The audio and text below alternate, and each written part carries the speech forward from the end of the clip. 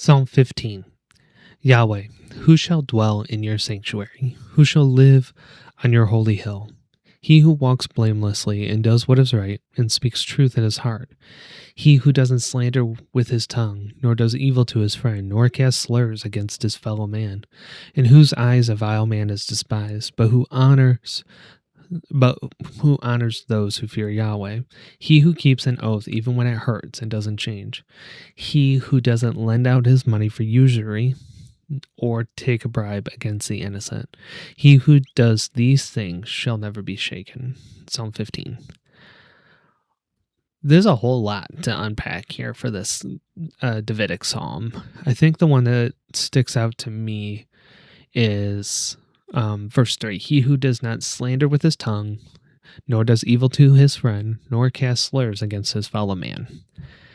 This can be three of the same things, and it can be three wildly different things. He who doesn't slander with his tongue, you don't go out and defame others. You don't go out and spread rumors and gossip about each other. You don't go out and intentionally create a false image of somebody because, you may not like them, you may not like what they stand for, all that kind of stuff. You don't do that. Nor does evil to his friend. Those close to you, you don't manipulate. You don't look to do what is good for you, but also hurts them.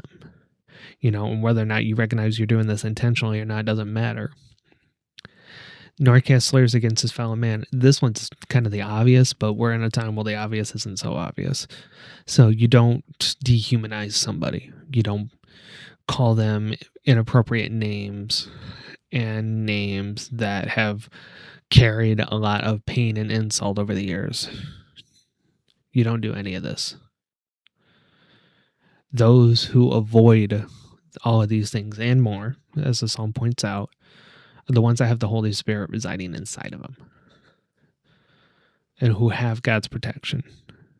Again, verse 1, Yahweh, who shall dwell on your holy hill?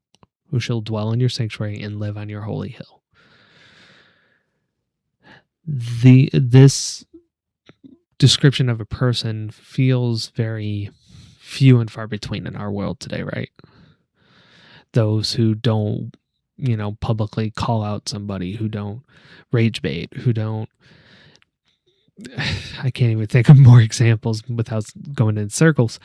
But the point of the matter is you just don't dehumanize. You can absolutely hate what a person stands for, loathe it, despise it, everything about it. But you do still have the ability to treat them with respect. Even if they are your biggest enemy, they caused you a lot of hurt in many different forms, you do not have to have a relationship with them. You don't have to acknowledge them, but you don't disrespect them at the same time. And I know this is very countercultural. At the same time, it's a reminder that above all our actions, we are human, we are flawed, we are inherently wrong at the end of the day, and it's very hard for us to continue to do what is right because we are often wrong. However, this allows us to do it. God's way allows us to treat our enemies with kindness, to treat our adversaries with love. And, I would say, yes, there are some situations where you do not have to interact with a person at all. And that's probably the nicer way to do it. And, it's kind of that old adage, if you can't say anything nice, don't say anything at all. And if you can't, truly just, give and move on. You don't have to acknowledge them. You don't have to conversate with them, but you don't need to disrespect them and make them feel less than a human. So that's kind of where I'll wrap that up. It's a kind of a simple one, but I think it's a mindset that we need to adopt as we move into 2026. So, as I said yesterday, I do want to talk a little bit about 2026, or at least this in-between week. because next week there's only one blog that's coming out. It's my 2025 review, 2026 preview.